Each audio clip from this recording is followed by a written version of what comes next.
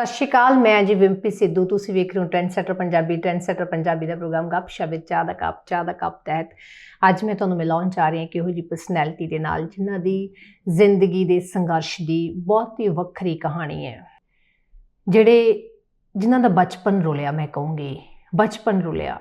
जो किसी बच्चे की माँ मर जाती है तो कहा जाता है कि प्यो तो नाल ही मर गया तो जिंदगी जिहड़ी है खत्म हो गई। तो इहो जी हालात दे विच किहड़ियां चीज़ां ने जिहड़ियां वो अपने अंदर सांभ के तुरता है तो उस तो बाद लगातार खेडां नूं अपना मिशन बना के फिर स्टडी का एक आसरा बना के अपनी जिंदगी का सफ़र शुरू करता है। स्कूल टीचर, फिर यूनिवर्सिटी प्रोफैसर, फिर साहित्य दे नाल जुड़ना, 20 तो वध किताबां लिखना, तो उस तो बाद लोड़वंद विद्यार्थियों का कंधा बनना। ये वाकई किसे दे हिस्से आया है। इहो जिहा ही कुछ कंसूआं दिंदा है साडा अज दा ये प्रोग्राम, जिस दे विच मैं तुहाडा तौरफ करवाउण जा रही हाँ। पंजाबी साहित्य दे विच, पंजाबी चिंतन दे विच एक मकबूल नां, पॉलिटिक्स दे विच भी एक सरगर्म नां है डॉक्टर भीमिंदर सिंह जी। बहुत बहुत स्वागत सर। बहुत बहुत शुक्रिया, मेहरबानी, धन्यवाद विंपी जी। इस अध्यापक की संघर्ष की कहानी कित्थों शुरू होंदी है? बर्थ हुंदा है लौंगोवाल दे विच, माँ भैन नूं लैके सुसाइड कर लैंदी है। उदों ही बच्चा भीमिंदर सिंह किन्ने साल दा सी? विंपी जी, पहले ही गल तो मैं तुहाडा शुक्रिया अदा करदा कि तुसीं बहुत वड्डियां गल्लां मेरे लिए कीतियां ने और मैं इन्ने दे हकदार नहीं हाँ। मैं अपने आप नूं एक सधारण इंसान समझदा और अपनी सधारणता दे नाल हमेशा जुड़िया रहना चाहुंदा। सो इस करके एक आम सधारण परिवार दे विच, जिवें तुसीं कहा कि मेरा जन्म होया, बिल्कुल किसानी का परिवार सीगा। बहुत छोटी किसानी सी। लौंगोवाल पिंड है मेरा, ज़िला संगरूर दे विच, और मैनूं माण है कि पिंड लगभग 53 शहीदां दा पिंड है। मैं ज़रूर उन्हां शहीदां दा आशीर्वाद लैना चाहांगा। शुरू दे विच भाई मनी सिंह, भाई मती दास, भाई दयाला जी, क्योंकि आपां इस वेले श्री गुरु तेग बहादुर साहब दा 400 साला प्रकाश पुरब मना के हटे हाँ। ये उही शहीद सीगे जिन्हां ने श्री गुरु तेग बहादुर साहब नाल शहीदियां प्राप्त कीतियां सीगियां। सो उस पिंड दे विच मेरा बचपन गुजरिया, मेरा जन्म होया। जिवें तुसीं कहा कि मेरे माता जी किन्ने साल दे सी तुसीं? मैं उदों 2-2.5 साल दा सी। मैनूं याद नहीं है कि मेरे माता जी कोई चेहरा जां किदां दे सीगे। मैनूं सिर्फ मेरे रिश्तेदारां ने दस्सिया या जो भी मेरे दादी जी या नानी जी वो ही दसदे हुंदे सीगे। दो ही भैन भरा सीगे तुसीं? असीं 2 मेरियां सिस्टर सीगियां ते एक मैं वड्डा सीगा सब तो। लगभग 2.5-3 साल दा होवांगा। ते मेरे तो जिहड़े छोटे सिस्टर उन्हां दे नाल ही सुसाइड दे नाल मतलब नाल लै गए सीगे। पर जिहड़े सब तो छोटे सिस्टर सीगे वो 2-2.5 महीनों दे, उस तो बाद उन्हां दी डेथ हो गई। डॉक्टर साहब, बहुत वड्डी एक बीइंग अ फीमेल मैनूं लगदा है कि बहुत वड्डी पेन है। एक माँ जिहड़ी अपनी 2.5 साल दे बच्चे नूं घर छड्ड के ते अपनी तुहाडी भैन दी उम्र मैनूं लगदा उदों साल सवा साल तुहाडे तो वड्डे, उन्होंने उंगल ला के पता नहीं किड्डा क तकड़ा उबाल लैके दिल दे विच गई होएगी कि अपने, क्योंकि माँ वास्ते मैनूं लगदा है कि जन्नत हुंदी है बच्चों दे नाल माँ दी, है ना। ते की उहदे अंदर टीस होएगी ते कदे लग्गिया नहीं कि माँ मैनूं छड्ड गई, किवें छड्ड गई? बिल्कुल, बहुत कुछ लगदा है। और पर यह है भी बेवसी है कि हुण वो समा नहीं वापस आ सकता, माँ नहीं वापस आ सकती, मेरिया भैणां नहीं वापस आ सकदियां। पर हुण की है कि सबर दा घुट जिहड़ा हैगा वो पीना पिया। किन्ने पालिया उस तो बाद? उस तो बाद दादी जी कोल रहा, फिर कुछ समा नानी जी कोल रहा, फिर रिश्तेदारां कोल, और हौली हौली फादर साहब ने सैकेंड मैरिज करा ली साल को बाद, आपां कह सकते हैं। उन्हां दे अपने बच्चे हो गए। स्कूल जाण दा किवें फिर? स्कूल जाण दा सबब ये बनिया कि पहला तो मैं पिंड दे स्कूल दे विच ही सीगा जदों हजे फादर साहब दी सैकेंड मैरिज नहीं सी होई। जदों सैकेंड मैरिज उन्हां दी हो गई और मेरे जिहड़े स्टैप मदर सीगे उन्हां ने कहा कि असीं हुण शहर जाके असीं इहनूं पढ़ाउणा चाहुंदे आ और शहर संगरूर च जाना चाहुंदे आ। और उन इस बदौलत उन्हां ने Sangrur general Gurnam Singh public school ਹੈ, ਬਹੁਤ ਮਸ਼ਹੂਰ ਸਕੂਲ ਹੈ, ਉੱਥੇ ਮੈਨੂੰ ਭਰਤੀ ਕਰਵਾਇਆ, ਸਕੂਲ ਦਾਖਲ ਕਰਵਾਇਆ। ਉੱਥੇ ਮੇਰੀ ਸਕੂਲਿੰਗ ਹੋਈ, ਪਰ ਇਹ ਸਕੂਲਿੰਗ ਬਹੁਤਾ ਦੇਰ ਨਹੀਂ ਚੱਲ ਪਾਈ ਕਿਉਂਕਿ ਤੀਜੀ ਤੱਕ ਆਉਂਦਿਆਂ ਹਾਲਾਤ ਘਰ ਦੇ ਇਦਾਂ ਦੇ ਸੀਗੇ, ਜਾਂ ਮੈਂ ਬੈਕਗ੍ਰਾਉਂਡ ਪਿੰਡ ਦੀ ਸੀ, ਕੋਈ ਹੋਰ ਦੱਸਣ ਪੁੱਛਣ ਵਾਲਾ ਨਹੀਂ ਸੀਗਾ, ਉਹਦੇ ਕਰਕੇ ਤੀਸਰੀ ਚੋਂ ਮੈਂ ਫੇਲ ਹੋ ਗਿਆ। ਔਰ ਸਕੂਲ ਦੇ ਪ੍ਰਿੰਸੀਪਲ ਬਹੁਤ ਮਹਾਨ ਸ਼ਖਸੀਅਤ, ਜਿਹੜੇ ਕਿ ਕਿਸੇ ਵੇਲੇ ਯਾਦਵਿੰਦਰਾ ਪਬਲਿਕ ਸਕੂਲ ਦੇ ਵਿੱਚ ਪੜ੍ਹਾ ਕੇ ਪ੍ਰਿੰਸੀਪਲ ਗਏ ਸੀਗੇ। ਔਰ ਵੱਡੀ ਗੱਲ ਇਹ ਹੋਈ ਕਿ ਜਿੰਨਾ ਪ੍ਰਿੰਸੀਪਲ ਸਾਹਿਬ ਨੇ ਮੈਨੂੰ ਕਿਹਾ ਸੀਗਾ ਕਿ ਇਹ ਬੱਚਾ ਤਾਂ ਪੜ੍ਹ ਹੀ ਨਹੀਂ ਸਕਦਾ, ਤੀਸਰੀ 'ਚ ਫੇਲ ਹੋ ਕੇ ਮੈਨੂੰ ਘਰੇ ਭੇਜਤਾ ਸੀਗਾ, ਮੈਂ ਪਿੰਡ ਚਲਾ ਗਿਆ ਸੀਗਾ। ਔਰ ਲਗਭਗ 12-14 ਸਾਲਾਂ ਬਾਅਦ ਹੀ ਇਹ ਕੁਦਰਤ ਦਾ ਜੋ ਕ੍ਰਿਸ਼ਮਾ ਹੋਇਆ ਕਿ ਉਹਨਾਂ ਪ੍ਰਿੰਸੀਪਲ ਸਾਹਿਬ ਜਿਹੜੀ ਜੌਬ ਛੱਡ ਕੇ ਆਏ ਸੀ ਯਾਦਵਿੰਦਰਾ ਪਬਲਿਕ ਸਕੂਲ ਦੇ ਵਿੱਚ, ਤੁਸੀਂ ਸਕੂਲ ਦਾ ਜ਼ਿਕਰ ਕੀਤਾ ਸੀਗਾ, ਫਿਰ ਮੈਂ ਉੱਥੇ ਹੀ ਲਗਭਗ YPS ਦੇ ਵਿੱਚ, ਯਾਦਵਿੰਦਰਾ ਪਬਲਿਕ ਸਕੂਲ YPS, ਉੱਥੇ ਮੈਂ ਲਗਭਗ 10 ਸਾਲ ਜੌਬ ਕੀਤੀ। ਸੋ ਉਸੇ 3 ਸਾਲ ਦੀ ਤੇ ਜਿਹੜਾ ਹੈਗਾ ਤੀਜੀ ਚੋਂ ਫੇਲ ਹੋ ਗਏ ਤੁਸੀਂ, ਤੀਸਰੀ 'ਚ ਮੈਂ ਤੇ ਫਿਰ ਅੱਗੇ ਫਿਰ ਮੈਂ ਉਹਨਾਂ ਨੇ ਕਿਹਾ ਵੀ ਇਹਨਾਂ ਨੂੰ ਪਿੰਡ ਲੈ ਜਾਓ। ਸੋ ਮੈਨੂੰ ਫਿਰ ਮੇਰੇ ਫਾਦਰ ਸਾਹਿਬ ਨੇ, ਮੇਰੇ ਦਾਦਾ ਜੀ ਪਿੰਡ ਰਹਿੰਦੇ ਸੀਗੇ, ਤੇ ਉਹਨਾਂ ਨੇ ਫਿਰ ਪਿੰਡ ਮੈਨੂੰ ਜਿਹੜਾ ਹੈਗਾ ਭੇਜਤਾ। ਔਰ ਮੈਂ 3rd ਦੁਬਾਰਾ ਕੀਤੀ, ਤੀਸਰੀ ਉੱਥੇ ਦੁਬਾਰਾ ਪਿੰਡ 'ਚ ਕੀਤੀ। ਪਰ ਅਚਾਨਕ ਕੀ ਹੋਇਆ ਕਿ ਇੱਕ ਵੱਡੀ ਘਟਨਾ ਵਾਪਰੀ 80 ਦੇ ਵਿੱਚ ਹੀ, ਉਸੇ ਸਾਲ ਹੀ, ਯਾਨੀ ਕਿ ਕੁਝ ਮਹੀਨਿਆਂ ਬਾਅਦ ਮੇਰੇ ਚਾਚਾ ਜੀ ਜਿਹੜੇ ਕਿ ਸਾਰਾ ਸੰਭਾਲਦੇ ਸੀਗੇ, ਮੇਰੇ ਫਾਦਰ ਸਾਹਿਬ ਦੇ ਛੋਟੇ ਭਰਾ, ਔਰ ਸਾਰੀ ਖੇਤੀਬਾੜੀ ਉਹੀ ਵੇਖਦੇ ਸੀ, ਤੇ ਉਹਨਾਂ ਨੇ, ਕਿਉਂਕਿ ਕਿਸਾਨੀ ਦਾ ਜਿਹੜਾ ਸੁਸਾਈਡ ਦਾ ਦੌਰ ਚੱਲ ਰਿਹਾ ਸੀਗਾ, ਔਰ ਮੇਰੇ ਸਾਹਮਣੇ ਖੇਤ ਦੇ ਵਿੱਚ ਉਹ ਉਸ ਵੇਲੇ ਸਪਰੇ DDT ਸਪਰੇ ਕਹਿੰਦੇ ਸੀ ਜਿਹੜੇ ਛਿੜਕਦੇ ਸੀਗੇ ਫਸਲਾਂ ਦੇ, ਉਹ ਮੇਰੇ ਸਾਹਮਣੇ ਪੀ ਕੇ ਉਹਨਾਂ ਦੀ ਡੈਥ ਹੋਈ। ਓ ਮਾਈ ਗॉड। ਉਹ ਤੀਸਰੀ ਦੀ ਮੈਂ ਗੱਲ ਕਰ ਰਿਹਾ।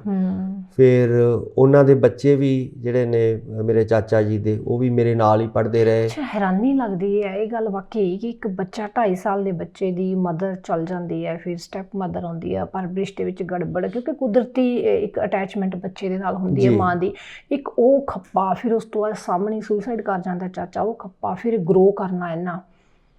ਫਿਰ ਉਸ ਤੋਂ ਬਾਅਦ ਤੀਸਰੀ ਤੋਂ ਬਾਅਦ ਫਿਰ ਚੌਥੀ, ਪੰਜਵੀਂ ਇੱਦਾਂ ਹੀ ਚੱਲਦਾ ਰਿਹਾ, ਪਿੰਡ 'ਚ ਰਹਿ ਕੇ ਮੈਂ ਪੜ੍ਹਿਆ।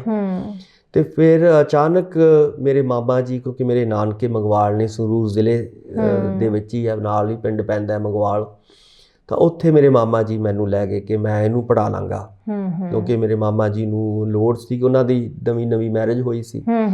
ਤੇ ਉਹ ਫਿਰ ਮੈਂ ਸੰਗਰੂਰ ਭਰਤੀ ਹੋ ਗਿਆ ਕਿ 6ਵੀਂ ਕਲਾਸ ਦੇ ਵਿੱਚ।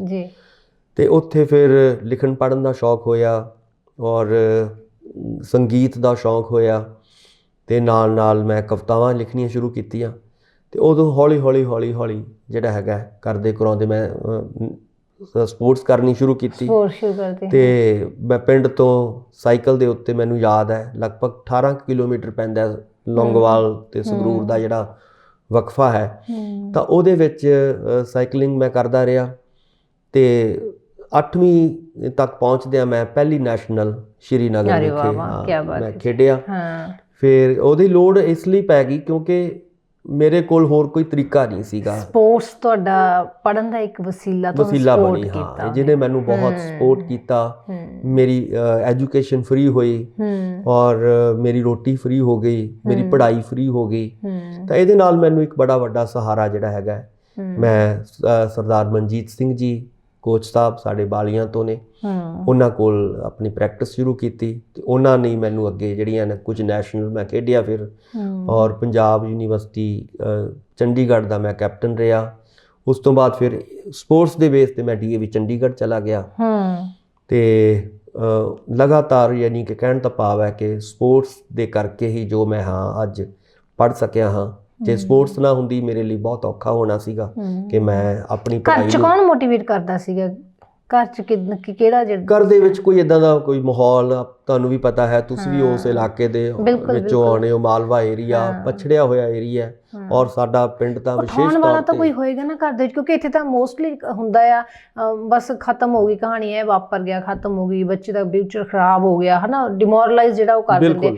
ਕੋਈ ਤਾਂ ਕਹਿੰਦਾ ਹੋਏਗਾ ਕਿ ਚੱਲ ਉੱਠਾ ਜਾਂ ਹਿੰਮਤ। ਮੇਰੇ ਦਾਦਾ ਜੀ ਮੈਨੂੰ ਕਹਿੰਦੇ ਰਹੇ ਵੀ ਕਾਕਾ ਜੇ ਤਾਂ ਤੇਰੇ ਕੋਲੇ ਪੜ੍ਹਾਈ ਹੋਏਗੀ ਫਿਰ ਤਾਂ ਤੂੰ ਬਚ ਜਾਏਗਾ, ਹੂੰ ਨਹੀਂ ਤਾਂ ਫਿਰ ਆ ਡੰਗਰਾਂ ਪਿੱਛੇ ਤੈਨੂੰ ਪੱਕਾ ਲਾ ਹੀ ਦੇਣਾ ਹੈ। ਸੋ ਨਹੀਂ ਤਾਂ ਫਿਰ ਖੇਤੀਬਾੜੀ ਕਰੇਗਾ। ਸੋ ਉੱਥੋਂ ਮੈਨੂੰ ਲੱਗਦਾ ਸੀਗਾ ਕਿ ਜੇ ਮੇਰੇ ਕੋਲ ਇੱਕੋ ਇੱਕ ਹੀਲਾ ਵਸੀਲਾ ਹੈ ਤਾਂ ਮੈਂ ਪੜ੍ਹਾਂ। ਤਾਂ ਮੈਂ ਪੜ੍ਹਨ ਦੀ ਗੱਲ ਜਿਹੜੀ ਹੈਗੀ ਆ ਕੋਸ਼ਿਸ਼ ਕੀਤੀ ਕਿ ਮੇਰੀ ਪੜ੍ਹਾਈ ਨਾ ਰੁਕੇ, ਔਰ ਪੜ੍ਹਾਈ ਦੇ ਲਈ ਮੈਨੂੰ ਬਹੁਤ ਸਾਰੀਆਂ ਜੌਬਸ ਕਰਨੀਆਂ ਪਈਆਂ। ਜੇ ਮੈਂ ਕਹਾਂ ਤੁਸੀਂ ਲਾਂਗਰੀ ਵੀ, ਹਾਂ, ਜੇ ਮੇਰੀ 26ਵੀਂ ਜੌਬ ਹੈ, 26ਵੀਂ ਜੌਬ ਹੈ ਇੱਥੇ ਜਿਹੜੀ ਆਪਾਂ ਯੂਨੀਵਰਸਿਟੀ ਦੇ ਵਿੱਚ ਆ ਕੇ ਮੈਂ ਆਪਣਾ ਕੰਮਕਾਰ ਲਾਂਗਰੀ ਵੀ ਰਿਹਾ, ਖਾਸ ਤੌਰ 'ਤੇ ਜੋ ਉਹਨਾਂ ਦਿਨਾਂ ਦੇ ਵਿੱਚ ਅੱਤਵਾਦ ਦਾ ਦੌਰ ਸੀਗਾ, ਔਰ ਫਿਰ ਪੀਐਨ ਦੀ ਨੌਕਰੀ ਵੀ ਕੀਤੀ। ਰਿਕਸ਼ਾ ਪੰਜਾਬ, ਜਿਵੇਂ ਚੰਡੀਗੜ੍ਹ ਦੀ ਮੈਂ ਗੱਲ ਕਰ ਰਿਹਾ, ਨਾਲ ਨਾਲ ਮੈਂ ਰਿਕਸ਼ਾ ਵੀ ਚਲਾਇਆ, ਔਰ ਇਸ ਤੋਂ ਇਲਾਵਾ ਬਹੁਤ ਸਾਰੀਆਂ ਛੋਟੀਆਂ ਮੋਟੀਆਂ ਜੌਬਸ। ਉਸ ਵੇਲੇ SK ਆਹਲੂਵਾਲੀਆ ਸਾਹਿਬ ਡਾਇਰੈਕਟਰ ਸੀਗੇ NZCC ਦੇ ਜੀ। ਉਹ ਐਗਜ਼ੀਬਿਸ਼ਨਸ ਲੱਗਦੀਆਂ ਹੁੰਦੀਆਂ ਸੀ ਪੇਂਟਿੰਗਸ ਦੀਆਂ ਜਾਂ ਹੋਰ ਕਲਾਕ੍ਰਿਤਾਂ ਦੀਆਂ, ਤਾਂ ਉਹਨਾਂ ਦੇ ਵਿੱਚ ਜੋ ਸਾਈਨ ਕਰਾਉਂਦੇ ਨੇ ਉੱਥੇ ਅੱਗੇ ਬੈਠਦੇ ਆ, ਉਹਨਾਂ ਨੇ ਜੌਬ ਦਵਾਈ ਚੰਡੀਗੜ੍ਹ 'ਚ। ਅੱਛਾ। ਹਾਂ, ਉਸ ਤੋਂ ਬਾਅਦ ਫਿਰ ਆਰਕੈਸਟਰਾ ਦਾ ਕੰਮ, ਗਾਉਣ ਦਾ ਕੰਮ, ਜਿਵੇਂ ਮੈਂ ਦੱਸਿਆ ਮੈਨੂੰ ਸ਼ੌਕ ਸੀਗਾ, ਉੱਥੋਂ ਮੈਨੂੰ ਥੋੜੀ ਬਹੁਤ ਆਸਰਾ ਮਿਲ ਰਿਹਾ ਸੀਗਾ। ਇਕਨੋਮਿਕਲੀ ਮੈਨੂੰ ਲੋੜ ਸੀਗੀ, ਕੋਈ ਮੈਨੂੰ ਹਾਂ ਲੋੜ ਦੇ ਵਿੱਚੋਂ ਹੀ ਸਾਰੀਆਂ ਚੀਜ਼ਾਂ ਡਿਵੈਲਪ ਹੋਈਆਂ ਨੇ। ਸੋ ਮੈਂ ਕਦੇ ਵੀ ਨਹੀਂ ਸੋਚਿਆ ਕਿ ਇੱਦਾਂ ਮੈਂ ਪੜ੍ਹਾਂਗਾ ਜਾਂ ਮੈਂ ਕੋਈ ਟੀਚਰ ਲੱਗਾਂਗਾ। ਔਰ ਟੀਚਿੰਗ, ਹਾਲਾਂਕਿ ਮੈਂ ਜਦੋਂ ਮੈਂ 10ਵੀਂ 'ਚ ਸੀਗਾ ਮੈਂ ਆਪਣੇ ਪਿੰਡ ਦੇ ਬੱਚਿਆਂ ਨੂੰ ਪੜ੍ਹਾਉਣਾ ਸ਼ੁਰੂ ਕਰਤਾ ਸੀ, ਜਿਹੜੇ ਛੋਟੇ ਬੱਚੇ ਆ, ਅਤੇ ਹੌਲੀ ਹੌਲੀ ਮੈਂ ਚਾਹੁੰਦਾ ਸੀਗਾ ਕਿ ਮੈਂ ਟੀਚਰ ਬਣਾ। ਇਹ ਮੇਰੇ ਦਿਲ 'ਚ ਇੱਛਾ ਜ਼ਰੂਰ ਸੀਗੀ, ਔਰ ਉਹਦੇ ਵਿੱਚੋਂ ਹੀ ਮੈਂ ਟੀਚਿੰਗ ਦਾ। ਕਦੇ ਇਹ ਸਾਰੇ ਕੰਮ ਕਰਦਿਆਂ ਲਾਂਗਰੀ ਦਾ ਤੁਸੀਂ ਜੌਬ ਕੀਤੀ, ਤੁਸੀਂ ਰਿਕਸ਼ਾ ਵੀ ਚਲਾਇਆ, ਤੁਸੀਂ ਆਰਕੈਸਟਰਾ ਵੀ ਕੀਤਾ, ਤੁਸੀਂ 26 ਕਹਿ ਰਹੇ ਹੋ? 26 ਮੈਂ ਨੌਕਰੀਆਂ ਛੋਟੀਆਂ ਕੀਤੀਆਂ। ਤੁਸੀਂ ਪੜ੍ਹਦੇ ਸੀ, ਨਾਲ ਦੇ ਬੱਚੇ ਹੋਰ ਤਰ੍ਹਾਂ ਦੇ ਸੀ, ਕਦੇ ਕੰਪਲੈਕਸ ਦੇ ਵਿੱਚੋਂ ਵੀ ਨਿਕਲਣਾ ਪਿਆ? ਦੇਖੋ, ਮੈਨੂੰ ਕੰਪਲੈਕਸ ਦੀ ਬਜਾਏ ਮੈਨੂੰ ਮਾਣ ਹੁੰਦਾ ਸੀਗਾ ਕਿ ਜਿਹੜੀ ਮੈਂ ਗਰੀਬੀ ਹੈ ਔਰ ਉਹਦੇ ਵਿੱਚੋਂ ਮੈਂ ਸਾਰੀਆਂ ਚੀਜ਼ਾਂ ਕਰ ਰਿਹਾ। ਮੈਂ NCC ਵੀ ਕੀਤੀ, ਕਿਉਂਕਿ ਚੰਡੀਗੜ੍ਹ ਦੇ ਵਰਗੇ ਮਾਹੌਲ ਦੇ ਵਿੱਚ ਜਾ ਕੇ ਉੱਥੇ ਤਾਂ ਕਾਕੇ ਬਿਲਕੁਲ ਆਪਾਂ ਨੂੰ ਪਤਾ ਹੈ ਜਿੱਦਾਂ ਦੇ ਉੱਥੇ ਮਾਹੌਲ ਸੀਗਾ। ਹਾਂ, ਪਰ ਉਹਦੇ ਵਾਸਤੇ ਇੱਕ ਡਿਟਰਮੀਨੇਸ਼ਨ ਬਹੁਤ ਤਕੜੀ ਡਿਟਰਮੀਨੇਸ਼ਨ ਸੀਗੀ। ਹਾਂ ਬਿਲਕੁਲ, ਹਾਂ ਬਹੁਤ ਸੀ, ਪਰ ਕੁਦਰਤ ਨੇ ਮੈਨੂੰ ਉਹ ਜਿਹੜੀ ਹੈਗੀ ਹੈ ਹੌਸਲਾ ਦਿੱਤਾ। ਔਰ ਉੱਥੇ ਵੀ ਮੈਂ BA 1 ਦੇ ਵਿੱਚ ਵੀ ਟੌਪ ਕੀਤਾ, ਫਿਰ 2nd 'ਚ, ਫਿਰ 3rd 'ਚ। ਇੱਦਾਂ ਸਪੋਰਟਸ ਵੀ ਕੀਤੀ, NCC ਉੱਥੇ ਰਹਿ ਕੇ ਕੀਤੀ, NSS ਕੀਤੀ, ਭੰਗੜੇ ਦਾ ਵੀ ਕੈਪਟਨ ਰਿਹਾ। ਔਰ ਮੇਰੇ ਕੋਲ ਮਤਲਬ ਸਾਰਾ ਦਿਨ ਇਹੀ ਸਾਰਾ ਕੁਝ, ਮੈਂ ਸਾਰਾ ਦਿਨ ਇਹੀ ਕੰਮ ਕਰਦਾ ਸੀਗਾ।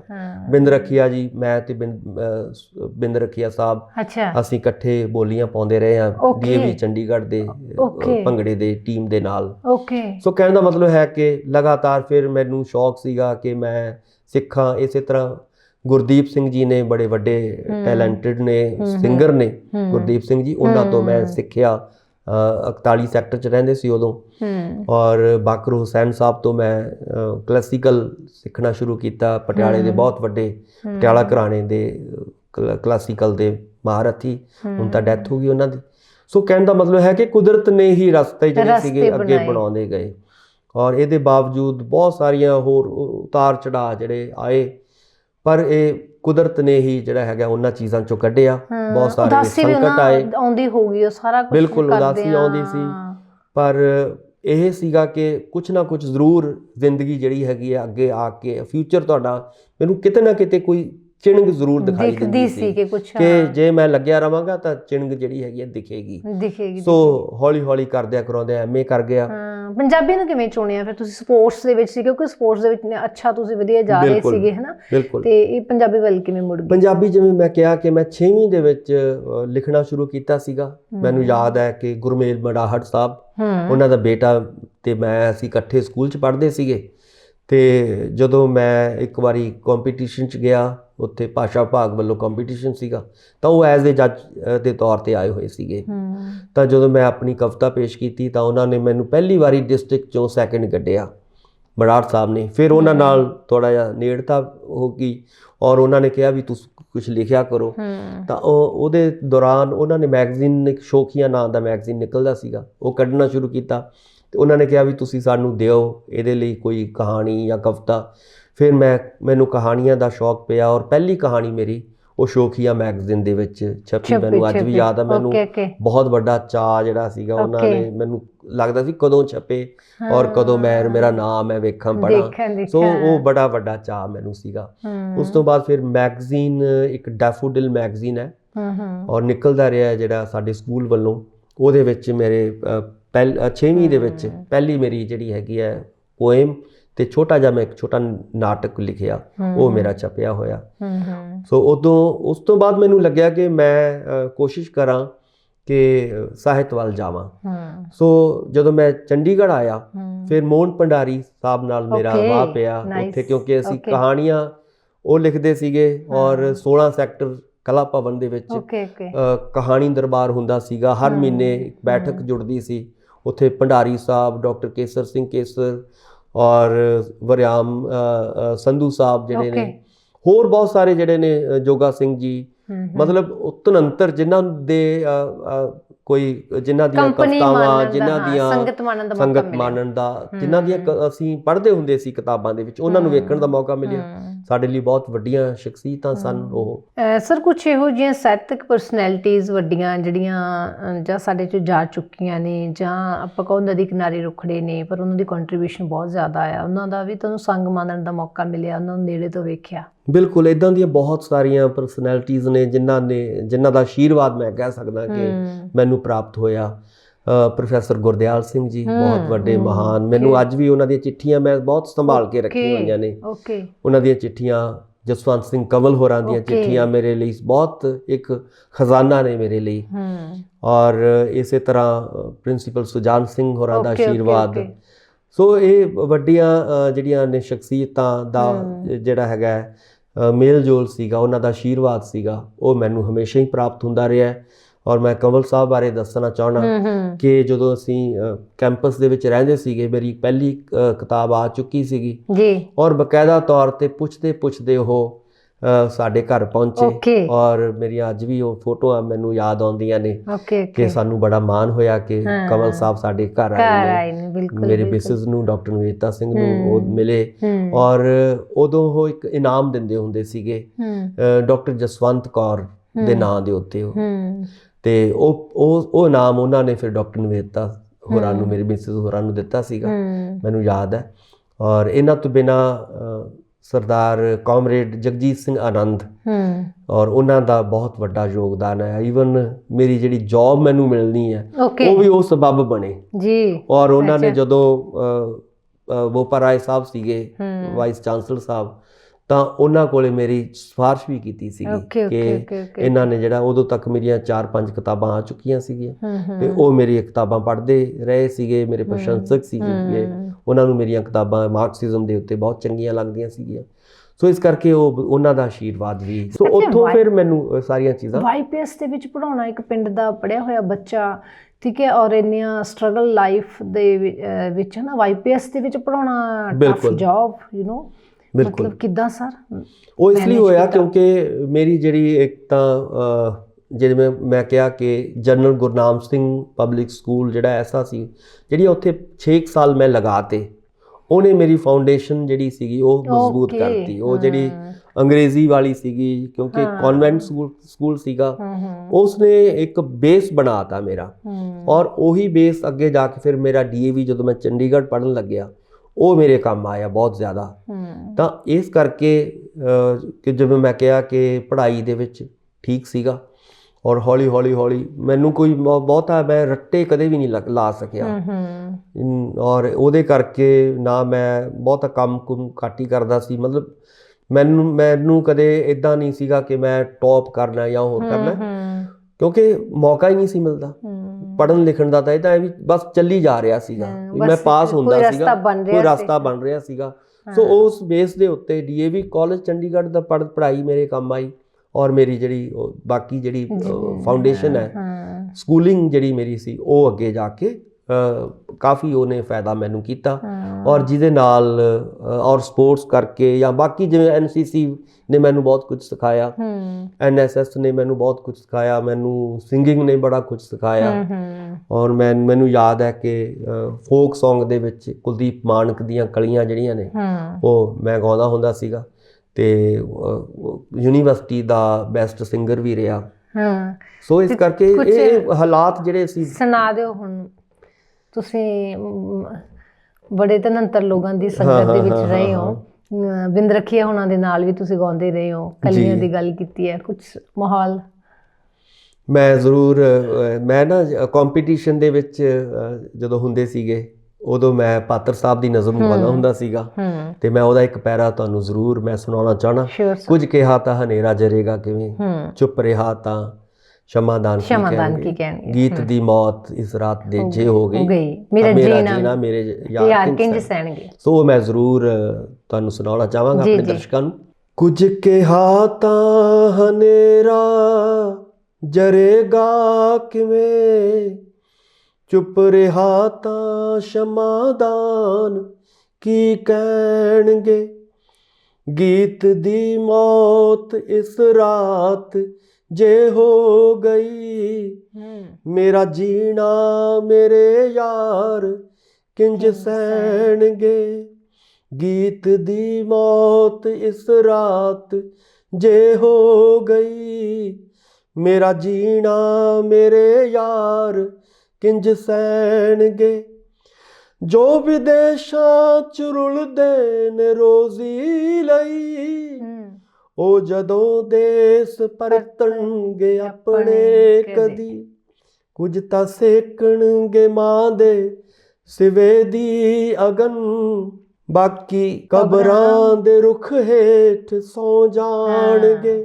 ਕੁਝ ਕਿਹਾ ਤਾਂ ਹਨੇਰਾ ਜਰੇਗਾ ਕਿਵੇਂ, ਚੁੱਪ ਰਿਹਾ ਤਾਂ ਸ਼ਮਾਦਾਨ ਕੀ ਕਹਿਣਗੇ। ਕੀ ਬਾਤ ਹੈ, ਕੀ ਬਾਤ ਹੈ। ਸੋ ਮੈਂ ਬੜੀ ਦੇਰ ਬਾਅਦ ਗਾ ਰਿਹਾ, ਇਸ ਕਰਕੇ ਮੈਂ ਭੁੱਲ ਵੀ ਰਿਹਾ ਸੀ। ਦੇਖੋ, sports, music, literature and politics and many more ਜਿਹੜੀਆਂ ਕਲਾਮਾਂ ਦਾ ਸੁਮੇਲ ਹੈ। ਮੈਂ ਇਹ ਜ਼ਰੂਰ ਆਪਣੇ ਮੈਂ ਦਰਸ਼ਕਾਂ ਨੂੰ ਦੱਸਣਾ ਚਾਹਾਂਗਾ, ਇਹ ਕੋਈ ਮੈਂ ਮਿੱਥ ਕੇ ਨਹੀਂ ਕੀਤੀਆਂ, ਮੇਰੀ ਲੋੜ ਸੀਗੀ। ਮੈਨੂੰ ਸੀਗਾ ਕਿ ਮੰਨ ਲਓ ਹੁਣ ਤੁਸੀਂ NCC ਦੀ ਮੈਂ ਗੱਲ ਕਰਦਾ, ਮੇਰੇ ਕੋਲ ਸਕੂਲ ਸ਼ੂਜ਼ ਨਹੀਂ ਸੀ ਹੁੰਦੇ, ਠੀਕ ਹੈ ਨਾ, ਵਰਦੀ ਨਹੀਂ ਸੀ ਹੁੰਦੀ, ਜੁਰਾਬਾਂ ਨਹੀਂ ਸੀ ਹੁੰਦੀਆਂ, ਤਾਂ ਮੈਨੂੰ ਸੀ ਯਾਰ ਇਹ ਵਰਦੀ ਦੇ ਰਹੇ ਨੇ ਔਰ ਸ਼ੂਜ਼ ਦੇ ਰਹੇ ਨੇ, ਜੁਰਾਬਾਂ ਦੇ ਰਹੇ ਨੇ, ਕੱਪੜਾ ਪਾਉਣ ਲਈ ਦੇ ਰਹੇ ਨੇ, ਤਾਂ ਕਿਉਂ ਨਾ ਮੈਂ ਇਹ ਪਾ ਕੇ ਮੈਨੂੰ ਮਿਲੇਗੀ, ਔਰ ਮੈਂ ਪੱਗ ਦੇ ਰਹੇ ਨੇ। ਸੋ ਸਾਰੀਆਂ ਚੀਜ਼ਾਂ ਮੈਨੂੰ ਲੋੜ ਸੀਗੀ, ਉਹ ਫਿਰ ਮੈਂ ਉਹ ਸਕੂਲ ਪਾ ਕੇ ਜਾਂਦਾ ਸੀਗਾ। ਹਾਲਾਂਕਿ ਮੇਰੀ ਕੁੱਟ ਪੈਂਦੀ ਸੀ ਜਦੋਂ ਮੇਰੇ NCC ਅਫਸਰ ਜਿਹੜੇ ਦੇਖ ਲੈਂਦੇ ਸੀ ਯਾਰ ਇਹ NCC ਵਾਲੇ ਸਕੂਲ ਬੂਟ ਪਾ ਕੇ ਆਇਆ, ਤਾਂ ਕੁੱਟ ਪੈਂਦੀ, ਪਰ ਮੇਰੀ ਮਜਬੂਰੀ ਸੀ, ਮੈਨੂੰ ਉਹੀ ਬੂਟ ਜਿਹੜੇ ਸੀਗੇ ਮੇਰੇ ਕੰਮ ਆਉਂਦੇ ਸੀਗੇ। ਸੋ ਉਸ ਮਜਬੂਰੀ ਚੋਂ NCC ਲਈ ਮੈਂ, ਔਰ NCC ਦਾ ਕੈਂਪ ਲੱਗਦਾ ਸੀਗਾ, ਉੱਥੇ ਸਾਨੂੰ ਸੇਬ ਦਿੰਦੇ ਸੀ, ਕੇਲੇ ਦਿੰਦੇ ਸੀ, ਦੁੱਧ ਦਿੰਦੇ ਸੀ, ਮੈਨੂੰ ਸੀ ਚਲੋ ਡਾਈਟ ਹੀ ਖਾ ਲਾਂਗੇ। ਸੋ ਕਹਿਣ ਦਾ ਮਤਲਬ ਹੈ ਇਹ ਸਾਰੀਆਂ ਚੀਜ਼ਾਂ ਕੋਈ ਮੈਨੂੰ, ਮੈਂ ਇਹ ਨਹੀਂ ਕਿ ਮੈਨੂੰ ਸ਼ੌਕ ਸੀਗਾ, ਮੇਰੀ ਲੋੜ ਸੀ। ਹਾਂ, ਸਪੋਰਟਸ ਮੇਰੀ ਲੋੜ ਸੀ, ਲੋੜ ਬਣੀ। ਗਾਣਾ ਮੈਨੂੰ ਐ ਸੀਗਾ ਚਲੋ ਮੈਂ ਗਾਣਾ ਗਾਵਾਂ, ਚਲੋ ਜਿੰਨਾ ਵੀ ਮੈਨੂੰ ਵਿਆਹ 'ਚ ਬਣ ਜਾਂਦਾ ਸੀਗਾ ਉਹ ਮੇਰੇ ਲਈ ਕੰਮ ਆਉਂਦਾ ਸੀਗਾ। ਸੋ ਕਹਿਣ ਦਾ ਮਤਲਬ ਹੈ ਕਿ ਮੈਨੂੰ ਕੋਈ ਇਹ ਨਹੀਂ ਸੀਗਾ ਕਿ ਮੈਂ ਕਰਾਂਗਾ, ਪਰ ਇੱਕ ਟਾਰਗੇਟ ਤਾਂ ਮਿੱਥਿਆ ਹੋਇਆ ਸੀ, ਉਸ ਟਾਰਗੇਟ ਤੱਕ ਪਹੁੰਚਣ ਦੇ ਲਈ ਟਾਰਗੇਟ ਇਹ ਸੀਗਾ ਕਿ ਮੈਂ ਪੜ੍ਹਨਾ ਹੈ, ਟਾਰਗੇਟ ਇਹ ਸੀਗਾ ਕਿ ਮੈਂ ਬਸ ਆਪਣੀ ਪੜ੍ਹਾਈ ਅੱਗੇ ਲੈ ਕੇ ਆਉਣੀ ਹੈ। ਉਹਦੇ ਲਈ ਮੈਨੂੰ ਕੁਝ ਵੀ ਕਰਨਾ ਪਵੇ, ਉਹਦੇ ਲਈ ਮੈਨੂੰ ਭਾਂਡੇ ਮਾਂਜਣੇ ਪੈਣ, ਉਹਦੇ ਲਈ ਮੈਨੂੰ ਦਿਹਾੜੀ ਕਰਨੀ ਪਵੇ, ਉਹਦੇ ਲਈ ਮੈਨੂੰ ਰਿਕਸ਼ਾ ਚਲਾਉਣਾ ਪਵੇ, ਔਰ ਮੈਂ ਸਾਰਾ ਕੁਝ ਕੀਤਾ, ਪਰ ਮੈਂ ਪੜ੍ਹਾਈ ਨਹੀਂ ਛੱਡੀ। ਹਾਂ, ਪੜ੍ਹਾਈ ਮੇਰੇ ਲਈ ਸਭ ਤੋਂ ਇੰਪੋਰਟੈਂਟ ਸੀਗੀ। ਸਾਰਾ ਕੁਝ ਮੈਂ ਕਰ ਰਿਹਾ ਸੀ ਤਾਂ ਪੜ੍ਹਾਈ ਲਈ ਕਰ ਰਿਹਾ ਸੀ, ਔਰ ਮੈਨੂੰ ਇਹ ਮਾਣ ਹੈ ਕਿ ਮੈਂ PhD ਤੱਕ ਪੜ੍ਹਿਆ, ਔਰ ਇਹ ਵੀ ਮਾਣ ਹੈ ਕਿ ਅੱਜ ਮੇਰੀ ਆਪਣੀ ਜਿਹੜੀਆਂ ਕਿਤਾਬਾਂ ਤੁਸੀਂ ਜ਼ਿਕਰ ਕਰ ਰਹੇ ਸੀ ਉਹਨਾਂ ਦੇ ਉੱਤੇ MPhil ਵੀ ਹੋ ਰਹੀ ਹੈ, MPhil ਹੋ ਚੁੱਕੀ ਹੈ, PhD ਹੋ ਰਹੀ ਹੈ। ਤੁਸੀਂ ਹਾਲਾਤਾਂ ਦੇ ਵਿੱਚ ਸਰ ਇਹੋ ਜਿਹੇ ਜਦੋਂ ਬੰਦਾ ਘੋਰ ਸੰਘਰਸ਼ ਵਾਲੀ ਲਾਈਫ ਦੇ ਵਿੱਚੋਂ ਲੰਘਦਾ ਹੈ, ਜਾਂ ਤਾਂ ਬਹੁਤ ਜ਼ਿਆਦਾ ਅਗਰੈਸਿਵ ਹੋ ਜਾਂਦਾ ਹੈ ਜੀ, ਤੇ ਜਾਂ ਫਿਰ ਉਹ ਬਹੁਤ ਜ਼ਿਆਦਾ ਕੂਲ ਹੋ ਜਾਂਦਾ ਹੈ। ਉਹ ਜਿਹੜੀ ਸੈਕਿੰਡ ਵਾਲੀ ਜਿਹੜੀ ਗੱਲ ਹੈ ਉਹ ਤੁਹਾਡੇ ਤੇ ਲਾਗੂ ਹੋਈ ਹੈ। ਯੂ ਆਰ ਟੂ ਹੰਬਲ, ਮਤਲਬ ਇੰਨਾ ਪੇਸ਼ੈਂਸ, ਤੁਸੀਂ ਬਹੁਤ ਲੌਂਗ ਟਾਈਮ ਕਿਸੇ ਨੂੰ ਸੁਣ ਵੀ ਸਕਦੇ ਹੋ। ਅੱਜ ਦੇ ਸਮੇਂ 'ਚ ਸੁਣਨਾ ਬਹੁਤ ਔਖਾ ਹੈ, ਬਹੁਤ ਔਖਾ ਹੈ, ਪਰ ਮੈਨੂੰ ਸੁਣਨਾ ਚੰਗਾ ਲੱਗਦਾ। ਮੈਨੂੰ ਕੋਈ ਗੱਲਾਂ ਕਰਦੇ ਹੋਣ, ਮੰਨ ਲਓ ਕਿਸੇ ਨਾਲ ਵੀ, ਹਾਂ। ਮੈਨੂੰ ਆਪ ਬੋਲਣ ਨਾਲੋਂ ਮੈਨੂੰ ਦੂਸਰੇ ਨੂੰ ਸੁਣਨਾ ਜ਼ਿਆਦਾ ਚੰਗਾ ਲੱਗਦਾ ਹੈ। ਮੈਂ ਹਮੇਸ਼ਾ ਹੀ ਦੂਜੇ ਨੂੰ ਸੁਣਨਾ ਇੰਜੋਏ ਕਰਦਾ। ਮੈਂ ਉਹਦੇ ਤੋਂ ਸਿੱਖਣ ਦੀ ਕੋਸ਼ਿਸ਼ ਕਰਦਾ ਕਿ ਬੰਦਾ ਮੈਨੂੰ ਕੋਈ ਗੱਲ ਸਿਖਾਏਗਾ। ਔਰ ਮੇਰੀ ਹਮੇਸ਼ਾ ਤੁਸੀਂ ਕੋਸ਼ਿਸ਼ ਸਥਿਤੀਆਂ ਦੇ ਵਿੱਚ ਘਬਰਾਉਂਦੇ ਨਹੀਂ ਹੈਗੇ ਕਿਸੇ ਵੀ ਤਰ੍ਹਾਂ, ਜੇ ਕੂਲ ਰਹਿੰਦੇ ਦੇਖੋ, ਹੋ ਨਾ, ਮੈਂ ਇਹ ਵੱਡੀ ਇਹੀ ਕਹਿਣਾ ਚੀਜ਼ ਹੁੰਦਾ ਹੈ। ਕਿ ਇਦਾਂ ਦੀਆਂ ਜਿੱਦਾਂ ਦੀ ਤੁਸੀਂ ਆਪਾਂ ਗੱਲ ਕੀਤੀ ਹੈ ਕਿ ਮਾਂ ਤੋਂ ਬਿਨਾਂ ਪੜ੍ਹਨਾ, ਇਹ ਇਸ ਤੋਂ ਉੱਤੇ ਕੋਈ ਹੋਰ ਦਿੱਕਤ ਹੋ ਨਹੀਂ ਸਕਦੀ, ਮੁਸੀਬਤ ਹੋ ਨਹੀਂ ਸਕਦੀ, ਸੰਕਟ ਆ ਨਹੀਂ ਸਕਦੇ। ਔਰ ਇਹਨਾਂ ਚੋਂ ਨਿਕਲ ਜਾਣਾ, ਉਹ ਸੰਕਟਾਂ ਚੋਂ, ਉਦੋਂ ਵੱਡੀ ਕੋਈ ਖੁਸ਼ੀ ਨਹੀਂ ਹੋ ਸਕਦੀ। ਸੋ ਹੁਣ ਮੈਨੂੰ ਲੱਗਦਾ ਹੈ ਕਿ ਉਹ ਦੋਨੋਂ ਸਿਰੇ ਜਿਹੜੇ ਨੇ ਉਹ ਮੈਂ ਦੇਖ ਚੁੱਕਿਆ। ਉਦੋਂ ਮੇਰੇ ਲਈ ਕੋਈ ਇਦੋਂ ਵੱਡੀ ਖੁਸ਼ੀ ਉਹ ਹੋਏਗੀ ਨਹੀਂ। ਕੀ ਖੱਪਾ ਫਿਰ ਵੀ ਕੀ ਖੱਪਾ ਮਹਿਸੂਸ ਤੱਕ ਅੱਜ ਬੱਚੇ ਹੈਗੇ ਆ, ਵਧੀਆ ਤੁਹਾਡੇ ਜੌਬ ਹੈਗੇ, ਹਰ ਚੀਜ਼ ਹੁਣ ਮਤਲਬ ਤੁਸੀਂ ਅਚੀਵ ਕਰ ਚੁੱਕੇ ਹੋ, ਹਾਲੇ ਵੀ ਕੋਈ ਖੱਪਾ, ਕੋਈ ਡੀਸ ਮਹਿਸੂਸ ਹੁੰਦੀ ਹੈ? ਮੈਨੂੰ ਇਹੀ ਲੱਗਦਾ ਕਿ ਜੇ ਅੱਜ ਸਾਰਾ ਕੁਝ ਜਿਵੇਂ ਤੁਸੀਂ ਕਿਹਾ ਹੁੰਦੇ ਹੋਏ, ਮੇਰੀ ਆਪਣੀ ਮਾਂ ਹੁੰਦੀ, ਮੇਰੀਆਂ ਭੈਣਾਂ ਹੁੰਦੀਆਂ, ਰਿਸ਼ਤਿਆਂ ਦੀ ਜਿਹੜੀ ਘਾਟ ਤੁਸੀਂ ਮਹਿਸੂਸ ਕਰਦੇ ਹੋ। ਡਾਕਟਰ ਸਾਹਿਬ ਇਮੋਸ਼ਨਲ ਹੋ ਚੁੱਕੇ ਆ ਡੈਫੀਨੇਟਲੀ ਸਰ। ਜਿਹੜਾ ਆਰਥਿਕ ਦੌੜ ਜਾਂ ਪੈਸਾ ਇਮੋਸ਼ਨਲੀ ਖੱਪੇ ਤੁਹਾਡੇ ਨਹੀਂ ਪੂਰ ਸਕਦਾ। ਬਿਲਕੁਲ ਤੁਸੀਂ ਆਪਣੀ ਮਦਰ ਦਾ ਸਕੈਚ ਵੀ ਬਣਾਇਆ ਇੱਕ, ਹੈ ਨਾ? ਬਿਲਕੁਲ। ਤੁਸੀਂ ਮਦਰ ਨੂੰ ਦੇਖਿਆ ਤਾਂ ਹੈ ਨਹੀਂ। ਮੈਂ ਕਈ ਵਾਰੀ ਸੋਚਦੀ ਹੁੰਦੀ ਕਿ ਮਦਰਸ ਡੇ ਆਉਂਦਾ ਹੈ ਜਾਂ ਛੋਟੇ ਬੱਚਿਆਂ ਨੂੰ ਜਿੱਦਾਂ ਮਾਵਾਂ ਦਾ ਤੁਸੀਂ ਦੇਖਦੇ ਹੋ ਪਿਆਰ ਕਰਦੇ ਆ, ਅੰਦਰ ਉੱਠਦਾ ਤਾਂ ਹੋਏਗਾ, ਹੈ ਨਾ? ਤੇ ਉਹ ਸਰ ਸਕੈਚ ਜ਼ਰੂਰ ਦੱਸੋ ਕਿਵੇਂ ਮਨ ਦੇ ਵਿੱਚ ਆਇਆ, ਕਿਹੜਾ ਉਬਾਲ ਸੀ ਉਦਣ ਕਹਿਣ ਲੱਗਿਆ ਕਿ ਮੈਂ ਮੇਰੀ ਮਾਂ ਦਾ ਚਿਹਰਾ ਦੇਖਣਾ ਆ, ਕਿਹੜੀ ਮਤਲਬ ਤੀਖਣ ਵਹਾਅ ਦੇ ਵਿੱਚ ਗਏ? ਦੇਖੋ, ਜਦੋਂ ਤੁਹਾਡੇ ਮਤਲਬ ਮਾਤਾ ਨਹੀਂ ਹੁੰਦੇ ਕਿਸੇ ਵੀ ਬੱਚੇ ਦੇ, ਉਹਨੂੰ ਪਤਾ ਹੁੰਦਾ ਕਿ ਮਾਂ ਦੀ ਲੋੜ ਕਿੱਥੇ ਕਿੱਥੇ ਪੈਂਦੀ ਹੈ, ਔਰ ਉਸ ਤੋਂ ਬਾਅਦ ਤੁਹਾਡਾ ਜਿਹੜਾ ਜੀਵਨ ਹੈ ਉਹ ਬਿਲਕੁਲ ਬਦਲ ਜਾਂਦਾ ਹੈ। ਸੋ ਇਸ ਕਰਕੇ, ਕਿਉਂਕਿ ਮੈਂ ਜਿਵੇਂ ਕਿਹਾ ਕਿ ਪਹਿਲੀ ਗੱਲ ਤਾਂ ਮੈਂ ਦੇਖੇ ਨਹੀਂ ਮਾਤਾ ਜੀ ਮੇਰੇ, ਔਰ ਉਹਨਾਂ ਦੀ ਕੋਈ ਤਸਵੀਰ ਵੀ ਨਹੀਂ ਸੀਗੀ ਉਸ ਵੇਲੇ। ਕੋਈ ਪਿੰਡਾਂ ਦੇ ਵਿੱਚ ਤੁਹਾਨੂੰ ਪਤਾ ਹੀ ਹੈ, ਆਪਣੇ ਖਾਸ ਤੌਰ ਤੇ ਪਛੜੇ ਹੋਏ ਪਿੰਡਾਂ 'ਚ ਤਾਂ ਤਸਵੀਰਾਂ ਕੋਈ ਏਦਾਂ ਨਹੀਂ, ਖਾਸ ਤੌਰ ਤੇ ਲੜਕੀਆਂ ਦੀਆਂ ਤਸਵੀਰਾਂ, ਔਰਤਾਂ ਦੀਆਂ ਤਸਵੀਰਾਂ ਨਹੀਂ ਸੀ ਖਿੱਚੀਆਂ ਜਾਂਦੀਆਂ। ਉਹ ਇਸ ਕਰਕੇ ਉਹ ਨਹੀਂ ਸੀ ਮਿਲ ਰਹੀ।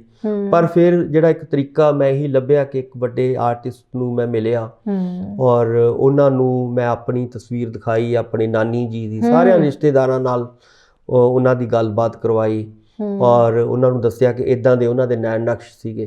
ਫਿਰ ਉਹ ਸਾਰੀਆਂ ਚੀਜ਼ਾਂ ਬਿਲਕੁਲ ਜ਼ੁਬਾਨੀ ਤੌਰ ਤੇ ਉਹਨਾਂ ਨੇ ਜਦੋਂ ਦੱਸਿਆ ਤਾਂ ਉਹਨਾਂ ਨੇ ਵੱਖਰੇ ਤੌਰ ਤੇ ਉਹ ਤਸਵੀਰ ਬਣਾ ਕੇ ਦਿੱਤੀ ਔਰ ਮੈਨੂੰ ਪਹਿਲੀ ਵਾਰੀ ਪਤਾ ਲੱਗਿਆ ਕਿ ਕਾਸ਼ ਮੇਰੇ ਇਦਾਂ ਦੇ ਮੇਰੀ ਮਾਂ ਇਦਾਂ ਦੀ ਹੁੰਦੀ। ਹੁਣ ਉਸ ਫੋਟੋ ਨੂੰ ਦੇਖਦੇ, ਜਦੋਂ ਮਾਂ ਨੂੰ ਮਿਲਣ ਦੀ ਰੀਝ ਹੁੰਦੀ ਹੋਏਗੀ, ਫੋਟੋ ਨੂੰ ਦੇਖਦੇ ਹੋ ਸਰ, ਜਿੱਦਾਂ ਮਤਲਬ ਚਲੋ ਇੱਕ ਬੱਚਾ ਅਨਾਥ ਹੀ ਕਹਿ ਲਓ, ਹਨਾ? ਤੇ ਕਿਉਂਕਿ ਫਾਦਰ ਦੀ, ਜਿਹੜੇ ਬੱਚੇ ਦੀ ਮਾਂ ਮਰ ਜਾਂਦੀ, ਪਿਓ ਤਾਂ ਨਾਲ ਹੀ, ਜਦੋਂ ਦੂਜਾ ਵਿਆਹ ਕਰਾ ਲੈਂਦਾ ਪਿਓ ਤਾਂ ਨਾਲ ਹੀ ਮਰ ਜਾਂਦਾ, ਹਨਾ? ਇੱਕ ਸਟਰਗਲ ਦੇ ਵਿੱਚ ਤੁਸੀਂ ਲੰਘੇ, ਪਿੱਛੇ ਵੀ ਕੋਈ ਏਦਾਂ ਦੀ ਬੈਕਗਰਾਉਂਡ ਹੈ ਨਹੀਂ, ਹਨਾ?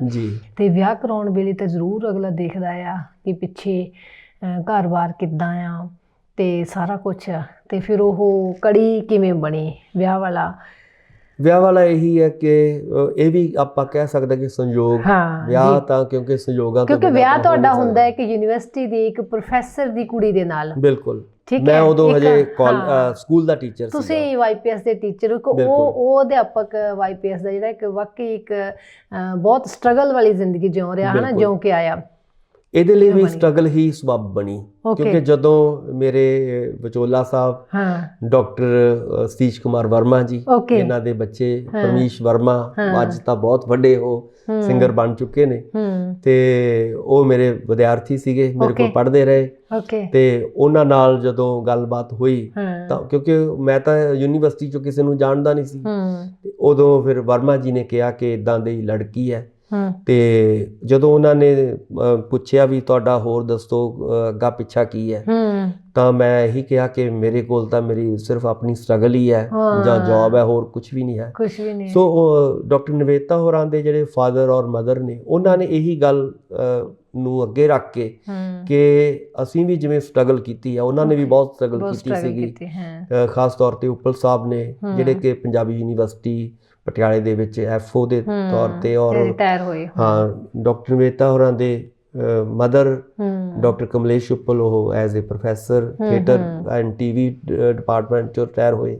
ਸੋ ਉਹਨਾਂ ਨੇ ਜਿਹੜੀ ਗੱਲ ਮੇਰੇ 'ਚ ਸ਼ਾਇਦ ਦੇਖੀ ਹੋਏਗੀ ਕਿ ਇਹੀ ਹੈ ਕਿ ਮੁੰਡੇ ਸਾਨੂੰ ਜਿਹੜਾ ਹੈਗਾ ਸਟਰਗਲ ਵਾਲਾ ਚਾਹੀਦਾ, ਔਰ ਜਿਹਨੇ ਸਟਰਗਲ ਕੀਤੀ ਹੋਵੇ, ਕਿਉਂਕਿ ਉਹਨਾਂ ਨੂੰ ਲੱਗਦਾ ਸੀਗਾ ਕਿ ਲਗਭਗ ਸਾਡੇ ਵਰਗੀ ਜ਼ਿੰਦਗੀ ਜੋਈ ਹੈ। ਸੋ ਇਹ ਵੱਡੀ ਗੱਲ ਸੀ ਉਹਨਾਂ ਲਈ, ਵੱਡੀ ਗੱਲ ਹੀ ਮੈਂ ਕਹਿ ਸਕਦਾ ਕਿ ਬਹੁਤ ਮੇਰੇ ਲਈ ਇੱਕ ਮਾਣ ਦੀ ਗੱਲ ਹੈ।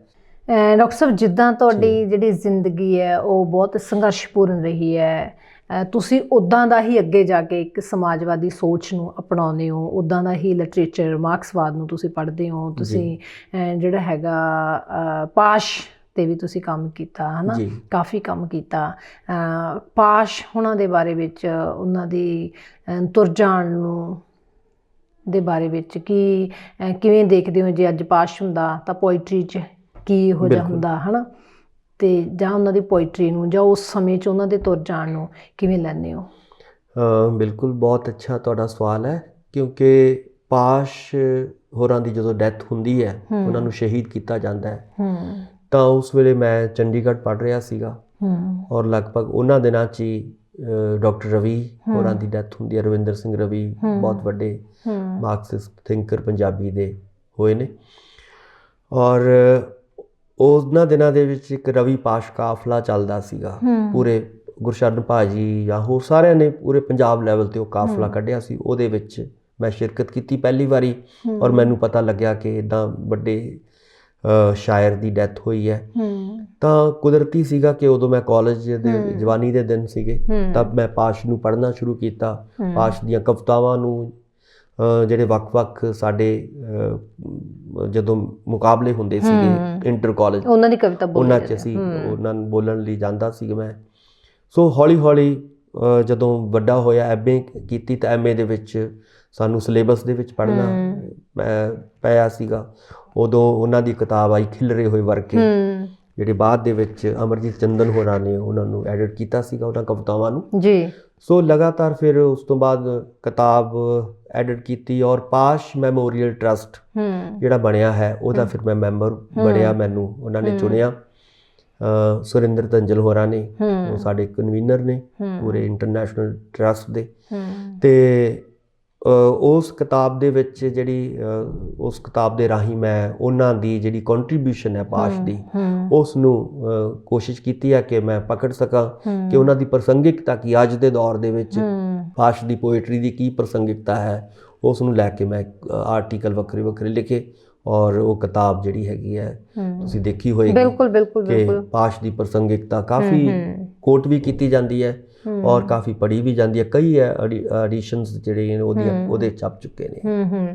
ਅੱਛਾ, ਉਦਾਸੀ ਹੋਣਾ ਦਾ ਵੀ ਹੈ ਨਾ, ਸੰਤਰਮ ਉਦਾਸੀ ਹੋਰਾਂ ਦਾ ਬਹੁਤ ਸਾਡੇ ਮੇਰੇ ਆਪਣੇ ਇਲਾਕੇ ਦੇ ਸੀ। ਵੱਡੀ ਗੱਲ ਹੈ ਕਿ ਬਰਨਾਲਾ ਇਲਾਕਾ ਸਾਰਾ, ਉਹ ਲੌਂਗੋਵਾਲ ਤੇ ਬਰਨਾਲਾ ਕੋਈ ਬਹੁਤਾ ਫਰਕ ਨਹੀਂ ਹੈ।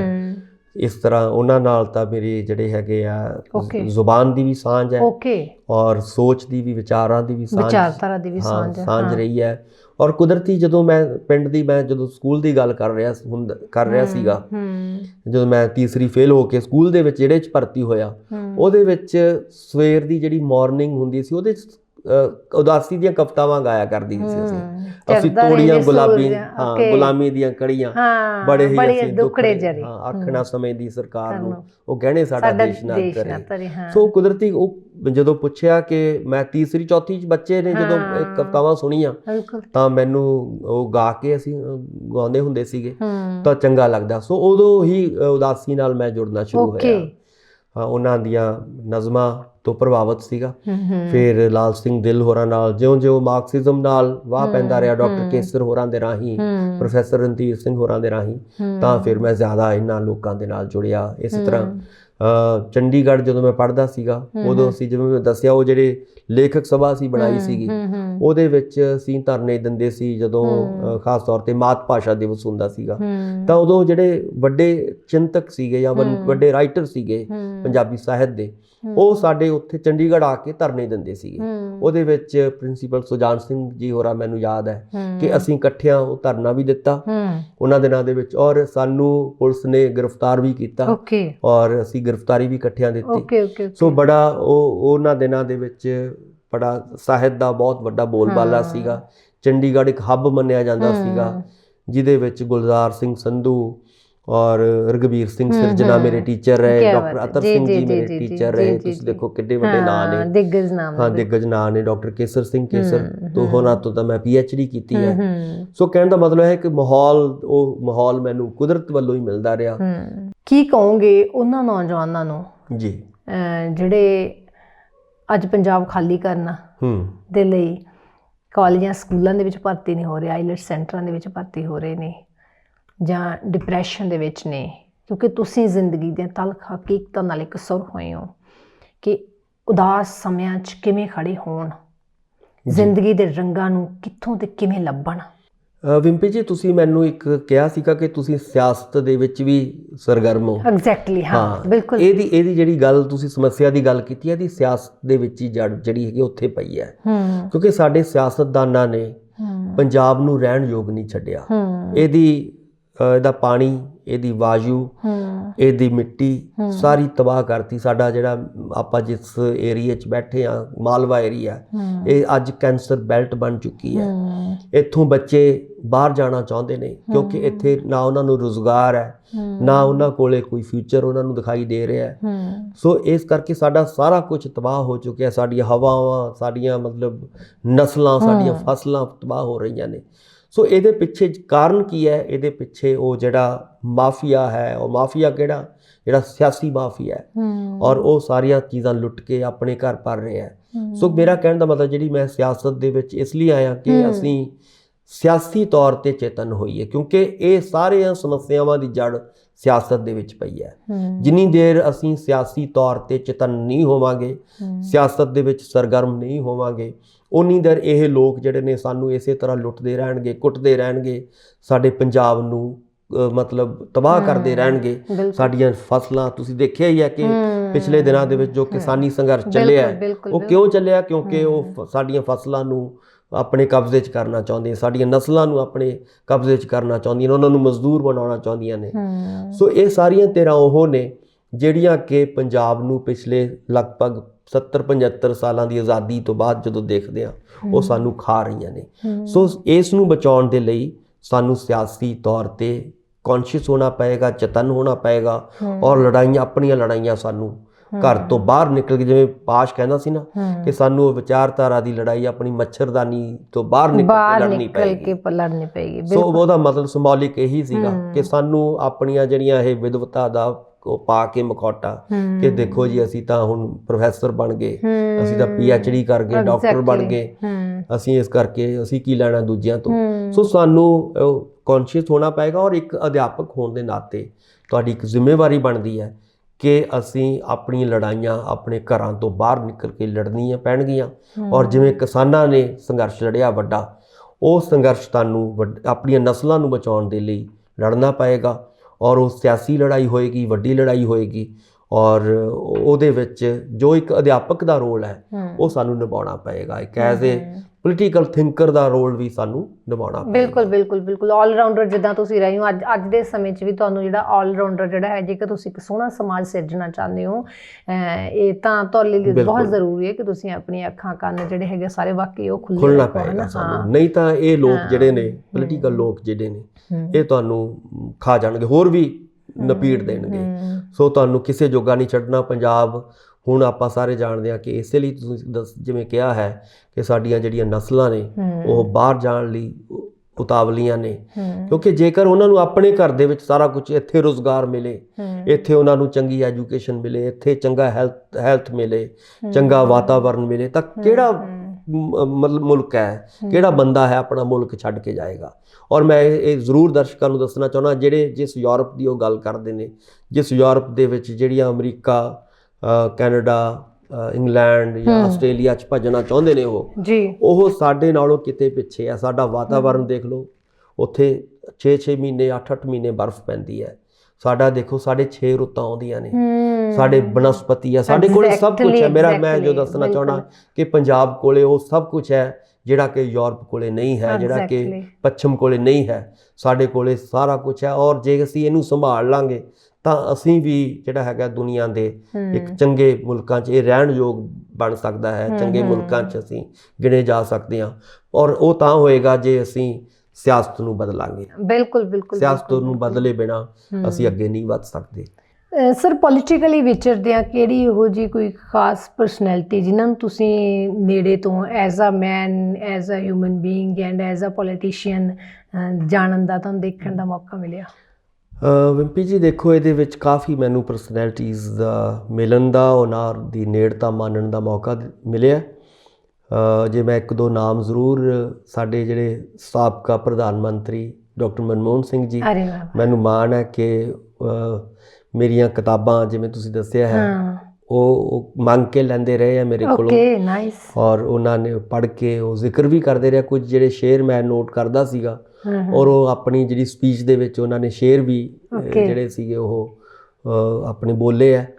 ਔਰ ਇਹਨਾਂ ਤੋਂ ਇਲਾਵਾ ਜਦੋਂ ਮੈਂ YPS ਪੜ੍ਹਾਉਂਦਾ ਸੀਗਾ ਤਾਂ ਨਵਜੋਤ ਸਿੱਧੂ ਹੋਰਾਂ ਦੇ ਬੱਚੇ ਮੇਰੇ ਕੋਲ ਪੜ੍ਹੇ ਆ, ਔਰ ਉਹ ਖੁਦ ਜਿਹੜੇ ਨੇ ਉਹ ਸਾਡੇ ਨਾਲ ਰਾਬਤਾ ਸੀਗਾ, ਕਿਉਂਕਿ ਜਿਹੜੇ OYs ਹੁੰਦੇ ਆ ਯਾਨੀ ਕਿ ਓਲਡ ਯਾਦਵਿੰਦਰੀਅਨਸ ਨੇ, ਉਹਨਾਂ ਨਾਲ ਲਗਾਤਾਰ ਰਾਬਤਾ ਕਾਇਮ ਹੁੰਦਾ ਰਿਹਾ ਸੀਗਾ, ਉਦੋਂ ਤੋਂ ਉਹ ਜਾਣਦੇ ਨੇ। ਇਸ ਤੋਂ ਬਿਨਾਂ ਜਦੋਂ ਅਸੀਂ ਬਾਕੀ ਯੋਗਰਾਜ ਤੁਸੀਂ ਪੜ੍ਹੇ ਹੋਏ? ਯੋਗਰਾਜ, ਜਦੋਂ ਮੈਂ DAV ਕਾਲਜ ਪੜ੍ਹਦਾ ਸੀਗਾ ਤਾਂ ਯੁਵਰਾਜ ਹੋਰਾਂ ਦੇ ਫਾਦਰ ਸਾਹਿਬ ਯੋਗਰਾਜ ਜਿਹੜੇ ਕਿ ਬੜੇ ਵੱਡੇ ਪੰਜਾਬੀ ਦੇ ਐਕਟਰ ਨੇ, ਹੁਣ ਰਾਜਨੀਤੀ ਦੇ ਵਿੱਚ ਵੀ ਆ ਚੁੱਕੇ ਨੇ। ਸੋ ਉਹਨਾਂ ਨਾਲ ਮੇਰਾ ਵਾਹ ਵਾਸਤਾ ਜਿਹੜਾ ਸੀਗਾ ਵੱਡੇ ਭਰਾ ਵਾਲਾ ਰਿਹਾ, ਮੇਰੇ ਫਾਦਰ ਸਾਹਿਬ ਦੀ ਫਿਗਰ ਵਰਗਾ ਰਿਹਾ। ਔਰ ਹੋਰ ਜੇ ਆਪਾਂ ਗੱਲ ਕਰੀਏ ਤਾਂ ਖਾਸ ਤੌਰ 'ਤੇ ਭਗਵੰਤ ਮਾਨ ਦੀ ਜਦੋਂ ਮੈਂ ਗੱਲ ਕਰਦਾ, ਮੈਂ ਜਦੋਂ DAV ਪੜ੍ਹਦਾ ਸੀਗਾ ਤਾਂ ਇਹਨਾਂ ਦੀ ਹਜੇ ਪਹਿਲੀ ਕੈਸਟ ਆਈ ਸੀਗੀ, ਗੋਭੀ ਦੀ ਇਹ ਕੱਚੀ ਹੈ ਵਪਾਰ ਨੇ, ਮਸ਼ਹੂਰ ਹੋ ਚੁੱਕੀ ਸੀ। ਤੇ ਮੈਂ ਜਿਵੇਂ ਕਿਹਾ ਕਿ ਮੈਂ ਗਾਉਣ ਦਾ ਮੈਨੂੰ ਸ਼ੌਕ ਸੀਗਾ, ਤੇ ਉਹ ਸਟੂਡੀਓ 'ਚ ਇਹਨਾਂ ਦੀ ਰਿਕਾਰਡਿੰਗ ਹੋ ਰਹੀ ਸੀ, ਇਹ ਤੇ ਜਰਨੈਲ ਘੁਮਾਨ ਜੀ।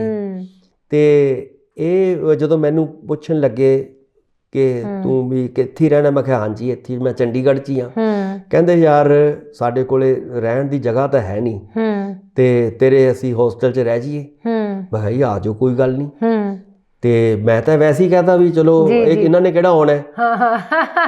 ਤੇ ਜਦੋਂ ਰਾਤ ਦੇ 9 ਵਜੇ ਇਹਨਾਂ ਨੇ ਮੇਰਾ ਕੁੰਡਾ ਖੜਕਾਤਾ, ਕਹਿੰਦੇ ਹਾਂਜੀ। ਮੈਂ ਕਿਹਾ ਸਰ ਐਂ ਦੱਸੋ ਵੀ ਅਸੀਂ ਤਾਂ ਪਹਿਲਾਂ ਹੀ 4 ਬੰਦੇ ਆ। ਉਹ ਜਦੋਂ ਦੇਖੇ ਇਹਨਾਂ ਦੇ ਪਹਿਲਾਂ ਹੀ 4 ਮੁੰਡੇ ਨੇ, ਪਹਿਲਾਂ ਹੀ ਇੱਥੇ ਰਸ਼ ਜ਼ਿਆਦਾ ਹੈ, ਇਹ ਵਿਚਾਰੇ ਦੋਨੋਂ ਹੀ ਉਦਾਸ ਜਿਹੇ ਹੋ ਕੇ, ਮੈਨੂੰ ਅੱਜ ਵੀ ਮੈਨੂੰ ਬੜੀ ਮਾਯੂਸੀ ਹੋ ਰਹੀ ਹੈ ਵੀ ਮੈਂ ਇਹਨਾਂ ਨੂੰ ਉਦੋਂ ਕਿਉਂ ਥਾਂ ਨਹੀਂ ਦੇ ਪਾਇਆ, ਇਵਨ ਕਹਿ ਕੇ ਵੀ ਜਿਹੜਾ ਹੈਗਾ, ਕਿਉਂਕਿ ਮੈਂ ਵੀ ਤੁਹਾਨੂੰ ਜਿਵੇਂ ਹਾਲਾਤ ਮੇਰੇ ਸੀ ਮੈਂ ਤੁਹਾਨੂੰ ਆਪਣੇ ਦੱਸ ਹੀ ਚੁੱਕਿਆ। ਸੋ ਉਸ ਤੋਂ ਬਾਅਦ ਫਿਰ ਇਹਨਾਂ ਨਾਲ ਨੇੜਤਾ ਬਣ ਗਈ। ਤੇ ਪਹਿਲੀ ਇੰਟਰਵਿਊ ਭਗਵੰਤ ਮਾਨ ਹੋਰਾਂ ਦੀ ਜਦੋਂ ਇਹਨਾਂ ਦੀ ਕਾਫੀ ਮਸ਼ਹੂਰੀ ਹੋ ਚੁੱਕੀ ਸੀ, ਅੱਜ ਦੀ ਮੈਂ 30 ਸਾਲ ਪਹਿਲਾਂ ਦੀ ਗੱਲ ਕਰ ਰਿਹਾ, ਤਾਂ ਇੰਡੀਅਨ ਐਕਸਪ੍ਰੈਸ ਲਈ ਮੈਂ ਉਦੋਂ ਪੱਤਰਕਾਰੀ ਕਰਦਾ ਸੀਗਾ। ਤਾਂ ਇਹਨਾਂ ਦਾ ਮੈਨੂੰ ਫੋਨ ਆਇਆ ਮਾਨ ਸਾਹਿਬ ਦਾ ਕਿ ਮੇਰੀ ਵੀ ਤੁਸੀਂ ਜ਼ਰੂਰ ਇੰਟਰਵਿਊ ਕਰੋ, ਔਰ ਅਸੀਂ ਬਕਾਇਦਾ ਤੌਰ 'ਤੇ ਇਹਨਾਂ ਦੇ ਪਟਿਆਲੇ ਰਹਿੰਦੇ ਸੀ ਉਦੋਂ, ਉਹ ਘਰ ਜਾ ਕੇ ਉਹ ਇੰਟਰਵਿਊ ਅਸੀਂ ਇੰਡੀਅਨ ਐਕਸਪ੍ਰੈਸ ਦੇ ਵਿੱਚ ਅੱਜ ਵੀ ਮੈਂ ਸੰਭਾਲੀ ਹੋਈ ਹੈ, ਉਹ ਮੈਂ ਕੀਤੀ ਸੀਗੀ। ਔਰ ਉਸ ਤੋਂ ਬਾਅਦ ਲਗਾਤਾਰ ਮਾਨ ਸਾਹਿਬ ਨਾਲ ਜਿਹੜਾ ਸੀਗਾ ਰਾਬਤਾ ਬਣਦਾ ਰਿਹਾ, ਤੇ ਉਹ ਅੱਜ ਵੀ ਕਾਇਮ ਹੈ। ਕਿਵੇਂ ਦਾ ਭਵਿੱਖ ਦੇਖ ਰਹੇ ਹੋ, ਸਿਆਸੀ ਭਵਿੱਖ?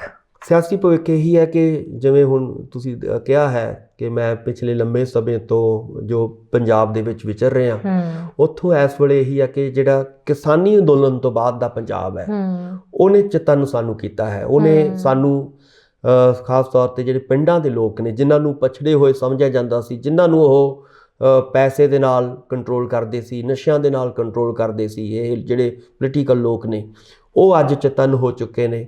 ਉਹ ਅੱਜ ਇਹਨਾਂ ਨੂੰ ਸਵਾਲ ਪੁੱਛਣ ਲੱਗੇ ਨੇ, ਔਰ ਮੈਨੂੰ ਨਹੀਂ ਲੱਗਦਾ ਕਿ ਆਉਣ ਵਾਲੇ ਸਮੇਂ ਦੇ ਵਿੱਚ ਇੱਕ ਚੰਗਾ ਸਮਾਜ ਜਿਹੜਾ ਹੈਗਾ, ਚੰਗਾ ਇੱਕ ਤੀਸਰਾ ਬਦਲ ਪੰਜਾਬ ਦੇ ਲੋਕ ਨੇ ਉਹ ਚੁਣ ਕੇ ਇੱਕ ਉਸ ਤਰ੍ਹਾਂ ਦਾ ਆਪਾਂ ਕਹਿ ਸਕਦੇ ਹਾਂ ਕਿ ਨਵਾਂ ਸਮਾਜ ਸਿਰਜਣ ਦੀ ਕੋਸ਼ਿਸ਼ ਇਸ ਵੇਲੇ ਜ਼ਰੂਰ ਪੰਜਾਬ ਦੇ ਵਿੱਚ ਹੋ ਰਹੀ ਹੈ। ਬਿਲਕੁਲ ਬਿਲਕੁਲ ਸਰ। ਡਾਕਟਰ ਸਾਹਿਬ ਤੁਸੀਂ ਪੰਜਾਬੀ ਯੂਨੀਵਰਸਿਟੀ 'ਚ ਹੈ ਨਾ ਹੈਗੇ ਹੋ, ਯੂਨੀਵਰਸਿਟੀ ਪੰਜਾਬੀ ਦਾ ਹੱਬ ਮੰਨੀ ਜਾਂਦੀ ਹੈ ਨਾ, ਪੰਜਾਬੀ ਯੂਨੀਵਰਸਿਟੀ ਪੰਜਾਬੀ ਭਾਸ਼ਾ ਸੱਭਿਆਚਾਰ ਦੇ ਪ੍ਰਚਾਰ ਤੇ ਪ੍ਰਸਾਰ ਹਿੱਤ ਬਣੀ ਹੋਈ ਇਕਲੌਤੀ ਸਾਡੀ ਇਹ ਯੂਨੀਵਰਸਿਟੀ ਹੈ। ਮੌਜੂਦਾ ਹਾਲਾਤ ਯੂਨੀਵਰਸਿਟੀ ਦੇ ਬੜੇ ਚਿੰਤਾਜਨਕ ਨੇ। ਜੀ। ਸੋਸ਼ਲ ਮੀਡੀਆ ਤੇ, ਇਲੈਕਟ੍ਰੋਨਿਕ ਮੀਡੀਆ, ਆਪਣੇ ਪ੍ਰਿੰਟ ਮੀਡੀਆ ਤੇ ਸਾਰੀਆਂ ਜੀ। ਚੀਜ਼ਾਂ ਜਿਹੜੀਆਂ ਜਗਜ਼ਾਰ ਹੋ ਚੁੱਕੀ ਹੈ ਇਕਨੋਮਿਕਲੀ। ਕਿਵੇਂ ਦੇ ਹਾਲਾਤ ਆਉਣ ਵਾਲੇ ਸਮੇਂ 'ਚ ਦੇਖਦੇ ਹੋ? ਵਿੰਪੀ ਜੀ ਦੇਖੋ, ਯੂਨੀਵਰਸਿਟੀ ਦਾ ਜਿਹੜੀਆਂ ਕੱਲੀ ਯੂਨੀਵਰਸਿਟੀ ਨਹੀਂ, ਜਿਹੜੀਆਂ ਵਿਦਿਅਕ ਸੰਸਥਾਵਾਂ ਹੁੰਦੀਆਂ ਨੇ ਉਹਦੇ ਵਿੱਚ ਸਰਕਾਰਾਂ ਦਾ ਜਿਹੜਾ ਰੋਲ ਹੁੰਦਾ ਹੈ ਉਹ ਬਹੁਤ ਇੰਪੋਰਟੈਂਟ ਹੁੰਦਾ ਹੈ। ਚਾਹੇ ਉਹ ਸਾਡੀ ਪ੍ਰਾਇਮਰੀ ਐਜੂਕੇਸ਼ਨ ਹੈ, ਚਾਹੇ ਕਾਲਜ ਦੀ ਐਜੂਕੇਸ਼ਨ ਹੈ, ਚਾਹੇ ਯੂਨੀਵਰਸਿਟੀ ਦੀ ਉਚੇਰੀ ਜਿਹੜੀ ਸਿੱਖਿਆ ਹੈ ਉਹਨੂੰ ਕਹਿ ਸਕਦੇ ਹਾਂ। ਉਹਦੇ ਵਿੱਚ ਹਮੇਸ਼ਾ ਹੀ ਜਿਹੜੀਆਂ ਸਰਕਾਰਾਂ ਦਾ ਰੋਲ ਜੇਕਰ ਵਧੀਆ ਹੋਏਗਾ ਤਾਂ ਇਹ ਸੰਸਥਾਵਾਂ ਵਧੀਆ ਚੱਲਦੀਆਂ ਨੇ। ਜੇਕਰ ਇਹਨਾਂ ਦੇ ਵਿੱਚ ਸਰਕਾਰਾਂ ਦੀ ਜਿਹੜੀ ਹੈਗੀ ਹੈ ਆਪਣੀ ਜ਼ਿੰਮੇਵਾਰੀ ਤੋਂ ਜਦੋਂ ਸਰਕਾਰਾਂ ਭੱਜਣਗੀਆਂ ਤਾਂ ਲਾਜ਼ਮੀ ਤੌਰ 'ਤੇ ਇਹ ਅਦਾਰੇ ਜਿਹੜੇ ਨੇ ਉਹ ਖਤਮ ਹੋਣਗੇ। ਸੋ ਮੇਰਾ ਕਹਿਣ ਦਾ ਮਤਲਬ ਹੈ ਕਿ ਪਹਿਲਾਂ ਸਕੂਲ ਖਤਮ ਕੀਤੇ ਗਏ ਸਰਕਾਰੀ, ਫਿਰ ਹੌਲੀ ਹੌਲੀ ਕਾਲਜਿਸ ਖਤਮ ਕੀਤੇ ਗਏ, ਹੁਣ ਉਹਨਾਂ ਨੇ ਦੇਖਿਆ ਕਿ ਹੁਣ ਯੂਨੀਵਰਸਿਟੀਆਂ ਦੀ ਵਾਰੀ ਹੈ। ਸੋ ਇਸ ਕਰਕੇ ਸਾਡੀਆਂ ਸਰਕਾਰਾਂ ਯੂਨੀਵਰਸਿਟੀਆਂ ਨੂੰ ਜਿਹੜੀਆਂ ਬਹੁਤੀਆਂ ਤਵੱਜੋ ਨਹੀਂ ਦੇ ਰਹੀਆਂ। ਖਾਸ ਤੌਰ 'ਤੇ ਜਿਹੜੀਆਂ ਸਾਡੀਆਂ ਸਰਕਾਰੀ ਯੂਨੀਵਰਸਿਟੀਆਂ ਨੇ, ਸਟੇਟ ਯੂਨੀਵਰਸਿਟੀਆਂ ਨੇ, ਉਹਨਾਂ ਨੂੰ ਜਿੰਨੀ ਦੇਰ ਉਹ ਫੰਡਿੰਗ ਨਹੀਂ ਕਰਨਗੀਆਂ, ਆਪਣੀ ਜ਼ਿੰਮੇਵਾਰੀ ਉਹ ਨਹੀਂ ਨਿਭਾਉਣਗੀਆਂ, ਜਿਹੜੀਆਂ ਕਿ ਉਹ ਚੋਣਾਂ ਦੇ ਦੌਰਾਨ ਇਹ ਕਹਿੰਦੀਆਂ ਨੇ ਕਿ ਅਸੀਂ ਤੁਹਾਡਾ ਸਕੂਲ ਠੀਕ ਕਰਾਂਗੇ, ਤੁਹਾਡੀ ਐਜੂਕੇਸ਼ਨ ਠੀਕ ਕਰ ਦਿਆਂਗੇ। ਇਹ ਸਾਰੀਆਂ ਮੈਨੀਫੈਸਟੋ ਜਿਹੜੀਆਂ ਵੱਖ-ਵੱਖ ਪਾਰਟੀਆਂ ਜਦੋਂ ਆਪਣੀਆਂ ਪੇਸ਼ ਕਰਦੀਆਂ ਨੇ ਤਾਂ ਉਹਨਾਂ ਦੇ ਵਿੱਚ ਬਕਾਇਦਾ ਤੌਰ 'ਤੇ ਲਿਖਦੀਆਂ ਨੇ, ਪਰ ਜਦੋਂ ਸੱਤਾ 'ਚ ਆ ਜਾਂਦੀਆਂ ਨੇ ਪਾਰਟੀਆਂ ਤਾਂ ਸਾਰੀਆਂ ਚੀਜ਼ਾਂ ਤੋਂ ਮੁੱਕਰ ਜਾਂਦੀਆਂ ਨੇ। ਸੋ ਇਸੇ ਕਰਕੇ ਤੁਸੀਂ ਦੇਖਿਆ ਹੋਵੇਗਾ ਕਿ ਇਸ ਵੇਲੇ ਸਾਡੀ ਪੰਜਾਬੀ ਯੂਨੀਵਰਸਿਟੀ ਜਿਹੜੀ ਹੈਗੀ ਹੈ ਉਹ 150 ਕਰੋੜ ਰੁਪਈਏ ਦੇ ਤਾਂ ਸਿੱਧੇ ਤੌਰ 'ਤੇ ਔਰ 400 ਕਰੋੜ ਰੁਪਈਏ ਦੇ ਸਿੱਧੇ ਤੌਰ 'ਤੇ ਉਹ ਕਰਜ਼ੇ ਦੇ ਹੇਠ ਹੈ, ਔਰ ਲਗਾਤਾਰ ਜਿਹੜੀ ਫੰਡਿੰਗ ਹੈ ਉਹਦੇ ਉੱਤੇ ਕੱਟ ਲਾਇਆ ਜਾ ਰਿਹਾ ਹੈ। ਔਰ ਜਿਹੜੀਆਂ ਖਾਸ ਤੌਰ 'ਤੇ ਪਿਛਲੀਆਂ ਸਰਕਾਰਾਂ ਤਾਂ ਬਿਲਕੁਲ ਹੀ ਇਹਨੂੰ ਜਿਹੜਾ ਹੈਗਾ ਤਬਾਹ ਕਰਨਾ ਚਾਹੁੰਦੀਆਂ ਨੇ। ਸੋ ਇਸ ਕਰਕੇ ਸਾਡੀ ਇਸ ਵੇਲੇ ਬੁਨਿਆਦੀ ਲੋੜ ਹੈ ਕਿ ਅਸੀਂ ਸਰਕਾਰਾਂ ਦੇ ਉੱਤੇ ਦਬਾਅ ਪਾਈਏ, ਔਰ ਸਾਡੀ ਜਿਹੜੀ ਪੰਜਾਬੀ ਯੂਨੀਵਰਸਿਟੀ, ਜਿਵੇਂ ਤੁਸੀਂ ਦੱਸਿਆ ਹੈ, ਵਾਹਿਦ ਇੱਕ ਐਸੀ ਯੂਨੀਵਰਸਿਟੀ ਹੈ ਜਿਹੜੀ ਕਿ ਭਾਸ਼ਾ ਦੇ ਨਾਂ ਦੇ ਉੱਤੇ ਔਰ ਕਲਚਰ ਦੇ ਨਾਂ ਦੇ ਉੱਤੇ, ਧਰਮ ਦੇ ਨਾਂ ਦੇ ਉੱਤੇ ਇਹਦਾ ਬਹੁਤ ਵੱਡਾ ਯੋਗਦਾਨ ਹੈ, ਉਹਨਾਂ ਦੇ ਨਾਂ ਦੇ ਉੱਤੇ ਬਣੀ ਹੋਈ ਹੈ। ਸੋ ਜੇਕਰ ਇਹਨੂੰ ਬਚਾਉਣਾ ਹੈ ਤਾਂ ਫਿਰ ਮੈਂ ਕਹਾਂਗਾ ਕਿ ਸਾਨੂੰ ਚੇਤੰਨ ਹੋਣਾ ਪਏਗਾ ਇਹਨਾਂ ਸਰਕਾਰਾਂ ਦੇ ਸਿਆਸੀ ਤੌਰ 'ਤੇ। ਉਨੀ ਦੇਰ ਸਾਡਾ ਗੁਜ਼ਾਰਾ ਨਹੀਂ ਹੈ। ਇਸ ਵੇਲੇ ਸਮੇਂ ਦੀ ਮੰਗ ਹੈ। ਜਿਵੇਂ ਕਿਸਾਨਾਂ ਨੇ ਸਿਆਸੀ ਤੌਰ 'ਤੇ ਚੇਤੰਨ ਹੋ ਕੇ ਇਹ ਸਾਰੀਆਂ ਚੀਜ਼ਾਂ ਆਪਣੀਆਂ ਮੰਗਾਂ ਮਨਵਾਈਆਂ ਨੇ, ਵੱਡਾ ਸੰਘਰਸ਼ ਲੜਿਆ ਹੈ, ਉਸੇ ਤਰ੍ਹਾਂ ਐਜੂਕੇਸ਼ਨ ਨੂੰ ਬਚਾਉਣ ਲਈ ਵੀ ਸਾਨੂੰ ਅੱਗੇ ਆਉਣਾ ਪਏਗਾ। ਬਿਲਕੁਲ ਬਿਲਕੁਲ। ਡਾਕਟਰ ਸਾਹਿਬ, ਤੁਹਾਡੇ ਨਾਲ ਸਮਾਂ ਕਿੰਝ ਲੰਘ ਗਿਆ ਗੱਲਾਂ ਕਰਦਿਆਂ, ਪਤਾ ਨਹੀਂ ਲੱਗਿਆ। ਬੜਾ ਕੁਝ ਸਿੱਖਣ ਦਾ ਵੀ ਸਾਨੂੰ ਸਬੱਬ ਬਣਿਆ। ਤੁਹਾਡੇ ਆਉਣ ਵਾਲੇ ਚੰਗੇ ਸਮੇਂ ਦੀ ਅਰਦਾਸ ਕਰਦੇ ਹਾਂ। ਤੁਹਾਡਾ ਬਹੁਤ ਬਹੁਤ ਧੰਨਵਾਦ ਵੀ ਕਰਦੀ ਹਾਂ। ਅਤੇ ਤੁਹਾਨੂੰ ਗੱਪਸ਼ਪ ਵਿੱਚ ਚਾਹ ਦਾ ਕੱਪ ਡਾਕਟਰ ਪਰਮਿੰਦਰ ਸਿੰਘ ਕਿਵੇਂ ਦਾ ਲੱਗਿਆ ਦੱਸਿਓ ਜ਼ਰੂਰ। ਜੇਕਰ ਚੈਨਲ ਸਬਸਕ੍ਰਾਈਬ ਨਹੀਂ ਕੀਤਾ, ਜਲਦੀ ਚੈਨਲ ਦਾ ਟ੍ਰੈਂਡਸੈਟਰ ਪੰਜਾਬੀ ਨੂੰ ਸਬਸਕ੍ਰਾਈਬ ਕਰ ਦਿਓ, ਬੈਲ ਆਈਕਨ ਨੂੰ ਦਬਾ ਦਿਓ, ਲਾਈਕ ਸ਼ੇਅਰ ਵੀ ਕਰ ਦੇਣਾ। ਅਗਲੇ ਹਫਤੇ ਫਿਰ ਮਿਲਾਂਗੇ ਕਿਸੇ ਹੋਰ ਉਮਦਾ ਪਰਸਨੈਲਿਟੀ ਦੇ ਨਾਲ। ਤਦ ਤੱਕ ਲਈ ਮੈਨੂੰ ਵਿੰਪੀ ਸਿੱਧੂ ਨੂੰ ਡਾਕਟਰ ਪਰਮਿੰਦਰ ਸਿੰਘ ਨਾਲ ਦਿਓ ਇਜਾਜ਼ਤ। ਬਹੁਤ ਬਹੁਤ ਸ਼ੁਕਰੀਆ, ਮਿਹਰਬਾਨੀ, ਧੰਨਵਾਦ।